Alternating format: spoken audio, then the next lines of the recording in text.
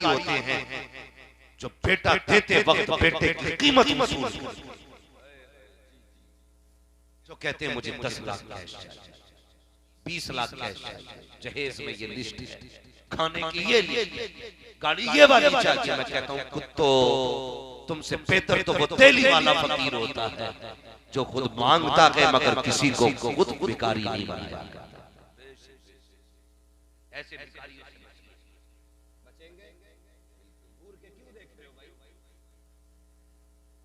ऐसे भिखारियों की वजह से बेटियों की जिंदगी मुश्किल। आज बेटी वाला सर पकड़ के बैठ जाता, अल्लाह ने 3 बेटियां दी हैं, कहां जाए। कभी ये नहीं कहता मौलाना दुआ करो तो अल्लाह छत अच्छी करे, कभी ये नहीं कहता कि मेरी तबीयत अच्छी है, जब भी कहता मौलाना दुआ करें अल्लाह बेटियों की नसीब अच्छा करे। ये फिक्र खा जाती है उसे, बेटियां किस घर में जाएंगी, कौन होगा डाकू मेरे घर से जो दौलत भी लेने आएगा, बेटी भी लेने आएगा। ऐसे डाकुओं से बचिए। और यार ससुराल के देने से भला नहीं होता, भला खुदा के देने से होता है।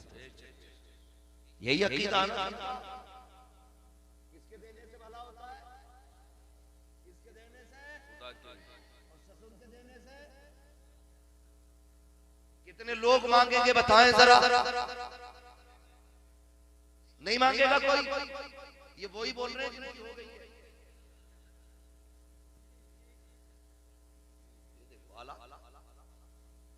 ना मेरे बच्चों, आज किसी के घर की बेटी दुल्हन बनी है, कल तेरे मेरे घर की बेटी दुल्हन बनी है।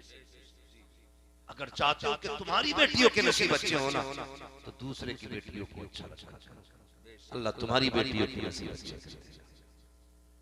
लेकिन मामला ये अलग है, जो जितना बड़ा भिखारी है समाज में उतनी इज्जत है उसकी। आदमी भागा फिर क्या मांगे, 10 लाख, मेरी बेटी का रिश्ता करा दो। कम बेटी वाले ये भी ना मुंह उठा के देख रहा है, वे बराबर का देख लेना, ऊंट की तरह मुंह उठा के देख रहा है, ऊंचे से ऊंचा रिश्ता ना जाए ऊंचे पे सुई लगानी आ गई तो 10 लाख, भले कूला पके, कमर पके, बाजू पके, उंगली पके, टेढ़ा लल्ला टाटा हो गया। मैं अपने मदरसे के लिए ना जब कुछ लड़कियों का टेस्ट लेना था ना, मास्टर नहीं बनी घूम रही है, मास्टर टेस्ट लेना था, तो तकरीबन 42-43 लड़कियां ऐसी थी कि जो समझे प्राइमरी पढ़ाने के लायक, ये पढ़ाई हमारी बच्चियों की, तो वो भी इतराई रही है ना, अब्बा डॉक्टर देखना या मास्टर देखना, तो अब्बा भी भागा फिर रहा, मेरी बेटी का रिश्ता करा दो, मेरी बेटी का रिश्ता करा दो। ढूंढ लिया इतने बड़े खोपड़ी का आदमी, तो फिर बता जब तूने इतने बड़े सर वाला देखा है तो वो तो भरने वाला है नहीं उसको। जहेज में भी लेगा, चौथी में भी लेगा, और बेटे की पैदाइश में भी लेगा, उसके अलावा जितनी रस्में आएंगी सब में खाएगा, फिर भी लाव लाव रहेगी। फिर कहता साहब बेटी को दामाद कुछ नहीं रख रहा है, तावीज तो बता दो। मैं कहता हूँ हमारे तावीज से कुछ नहीं होगा, वो तावीज ने जो मुस्तफा ने उम्मत को तावीज दिया है, वो तावीज ने जो हुजूर ने उम्मत को दिया है, वो कौन सा तावीज था।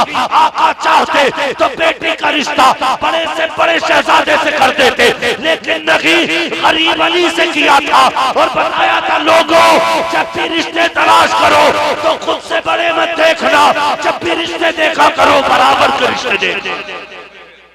जिंदाबाद जिंदाबाद जी।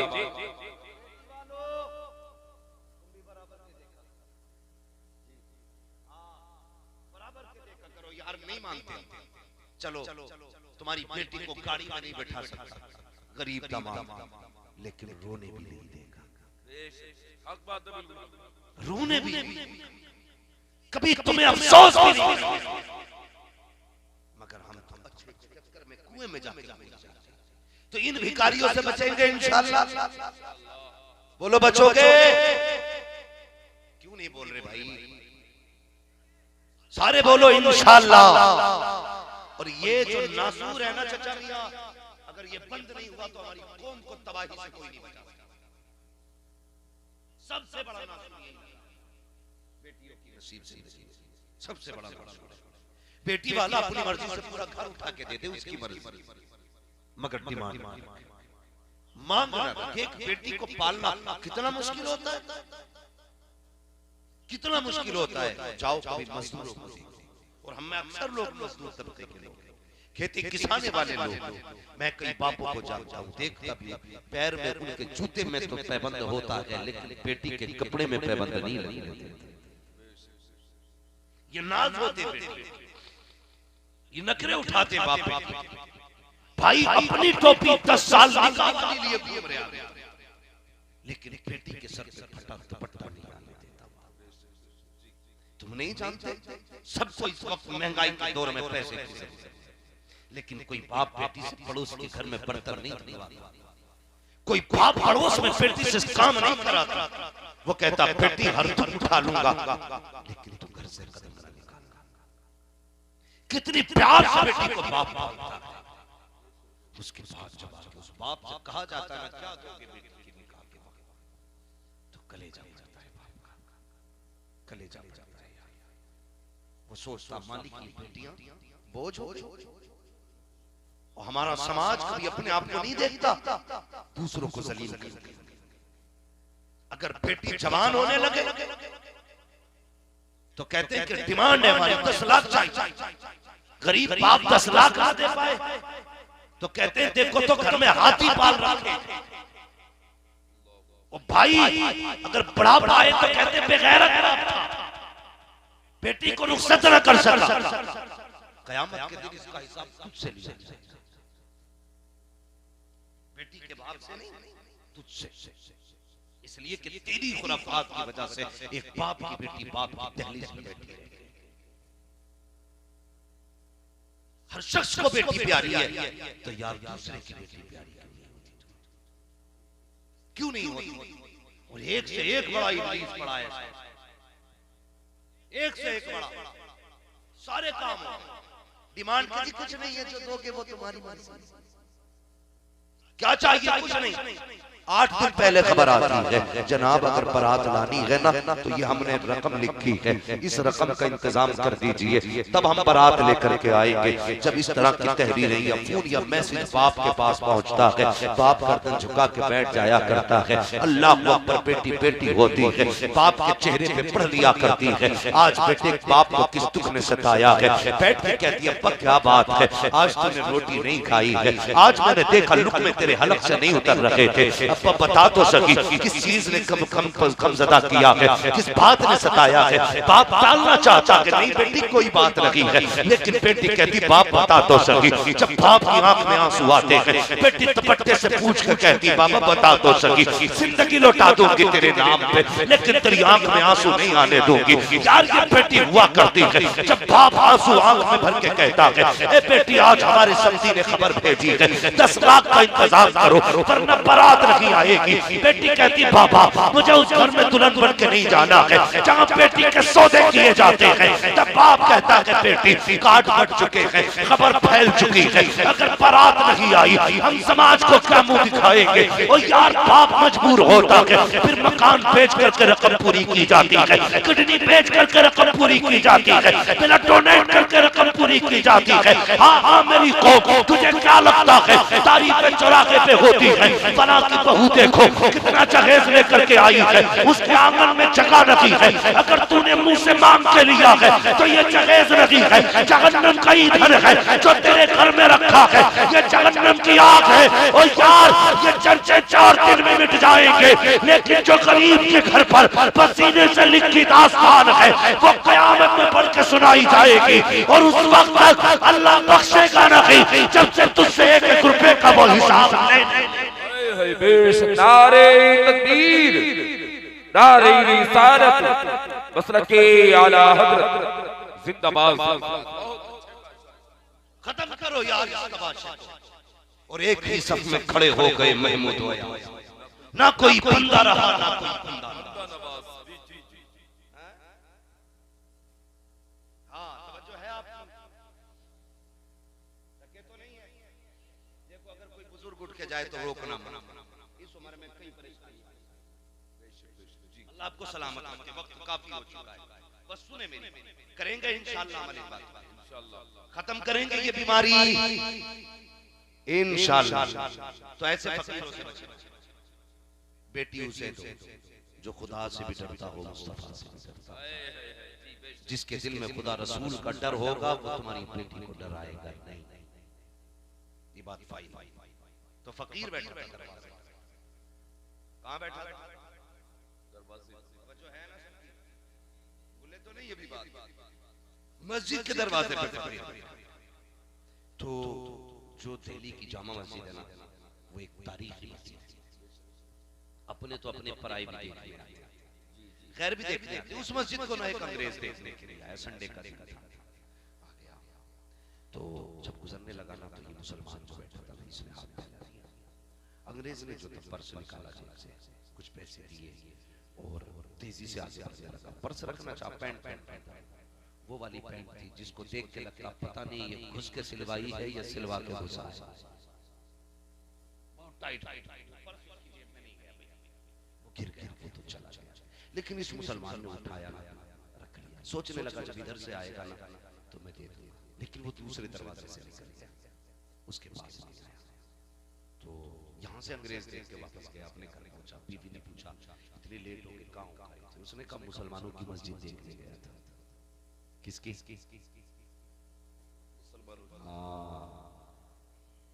मुसलमानों की मस्जिद देखने के लिए गया था। तो बीवी कहने लगी कैसी थी मस्जिद? उसने कहा ब्यूटीफुल, खूबसूरत, बड़ी लाजवाब। बीवी कहने लगी अब कि मुझे भी जाना इस संडे को। उसने कहा तुझे जाने की बड़ी है, नुकसान हो गया। कहा क्या? कम महीने की सैलरी थी पूरी, वो पर्स गिर गया। उसने कहा छोड़ो जी, फिर कमा लेंगे, लेकिन वादा करो अब के संडे को मुझे भी लेके जाना। 8 दिन गुजर गए, फिर यही अंग्रेज दरवाजे पे आया। जैसे आया इसने फिर हाथ डाला। अंग्रेज ने फिर जब इसकी तरफ मुंह किया, इसने पहचान लिया। उसने कहा बात बताओ। कहा क्या? कहा पिछले हफ्ते को तुम आए थे ना इतवार? कहा हाँ। कहा तुमने मुझे पैसे दिए थे? कहा दिए तो थे। कहा तो तुमने पर्स जेब में रखा था अपने, तुम्हारा पर्स कहाँ? उसने कहा वो कहीं मिस हो गया। उसने कहा फट्टा उठाया, निकाल के बोला कहीं ये पर्स तो तुम्हारा नहीं है? उसने देखा, कहा यार ये तो मेरा ही पर्स है। उसने पर्स हाथ में लिया, सबसे पहले खोल के देखा, क्योंकि उसमें महीने की सैलरी के डॉलर रखे हुए थे। उसने देखा और देख के कहा कि यार तूने मेरा पर्स खोल के नहीं देखा? उसने कहा देखा तो। कहा तो तूने मेरा पर्स लौटा के दिया?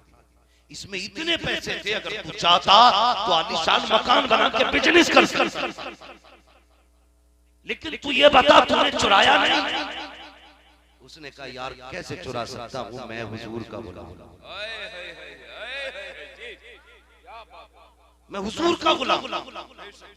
कहा यार ये बात अपनी जगह है, चुरा लेता ना लौटा था, गिर गया था ना। उसने कहा मैं भी चाहता था कि तेरे पैसे ले लूं और इससे जाके बिजनेस करूं, मकान बनाऊं, अच्छी जिंदगी गुजारूं, लेकिन एक ख्याल ने चोरी नहीं करने दी। कहा कौन सा ख्याल? उसने कहा सुन तू हजरत ईसा का कलमा पढ़ने वाला है, मैं मोहम्मदुर रसूलुल्लाह का कलमा पढ़ने वाला हूं। अगर मैं तेरा पर्स चुरा लेता तो अगर ये भी हो सकता था कयामत में अगर तेरा नबी मेरे नबी के आगे खड़े होकर ये कह देता कि आपके उम्मती ने मेरे उम्मती का पर्स चुराया था, तो मेरे नबी की तो शर्म से गर्दन झुक जाती। उसने कहा यार हम गरीब जरूर हैं, गलीज नहीं है, हमारी वजह से हुजूर का चेहरा झुक जाए हमें ये गवारा हो नहीं। जिंदाबाद। उसने ये कहा यार अगर तू इतना प्यारा है तो फिर तेरा नबी कितना प्यारा, तेरा नबी कितना प्यारा होगा। था वो गुलाम, कहने लगा फिर कहना यार मैं देखना चाहता हूँ, दिखा देगा? उसने कहा हाँ क्यों नहीं। गुस्ल कर, वुजू किया, गुस्ल कराया और कहा मेरे साथ मुस्तफा पे दुरूद पढ़ना शुरू कर। जैसे जैसे इसने दुरूद पढ़ना शुरू किया ना, तो फिर उसने भी पढ़ना शुरू कर दिया। दोनों दुरूद पढ़ते रहे, आंखें बंद हुई। अब इसने क्या कहा या रसूल अल्लाह यहाँ तक लाना मेरा काम था, आगे ले जाना आपका काम, आगे में जाना आपका काम है। अल्लाह अकबर ये कह के इसने तो आंखें खोल दी, लेकिन अंग्रेज है कि आंख नहीं खोलता है। काफी देर गुजर गई, बीबी ने बाजू पकड़ के हिलाया, जनाब सो तो नहीं गई, झुंझला के आंख खोली। कहा बेगम उठा क्यों दिया? कहा आंख क्यों खोल नहीं रखे थे? उसने कहा तुझे क्या बताऊं, जब मैंने आंख बंद की थी इतना खूबसूरत चेहरा मेरी आंखों के सामने था, जी चाहता था पूरी जिंदगी आंखें बंद रखे और मैं उस हसीन का चेहरा देखता रहूं, उसका चेहरा देखता रहूं। बता तो सही चेहरा था कैसा? तो गोया उसने शायरी की जबान में ऐसे कहा था, मैंने उसको देखा है जिसके अपने हुस्न का आलम ये है कि जुल्फ देखी है कि नजरों ने घटा देखी है, लुट गया जिसने मोहम्मद की अदा देखी है। जिंदाबाद जिंदाबाद अल्लाहू अकबर या रसूल अल्लाह या रसूल अल्लाह जिंदाबाद जिंदाबाद अल्लाहू अकबर। बीबी कहने लगी जी बताइए मोहतरम, सिर्फ कलमा तुम्ही ने क्यों पढ़ा? जब साथ जीना मरना है तो फिर कलमा भी साथ जीना है। जब हमारी नजरें और नियत दुरुस्त थी ना तो लोग मुसलमान हो रहे थे। जब नीयत खराब हो गई ना तो डॉक्टर इकबाल ने कहा था यूं तो सैयद भी हो, मिर्जा भी हो, अफगान भी हो, तुम सभी कुछ हो, बताओ कि मुसलमान बदलो अपने आप को और हुजूर से सच्चाई करो, नीयत संभालो। नीयत खराब नहीं करेंगे। नीयत खराब करने वाले लोग कभी भी कामयाब नहीं होते। नीयत करनी है, ईमान की हिफाजत करनी है, अकीदे की हिफाजत करनी है। या अय्युहल्लज़ीना आमनू तक़ुल्लाह, ईमान वालों अल्लाह से डरो। डरने में ये सारी चीजें आती हैं, नमाज की पाबंदी, रोजा, ज़कात, हज, ये सारी काम करने। वकूनू मअस-सादिक़ीन, और सच्चों के साथ हो जाओ। बेशक बेशक किसके साथ होना है? सच्चों के साथ होना है। कई जमातें ऐसी भी हैं कहते हैं हम वलियों को नहीं मानते, हम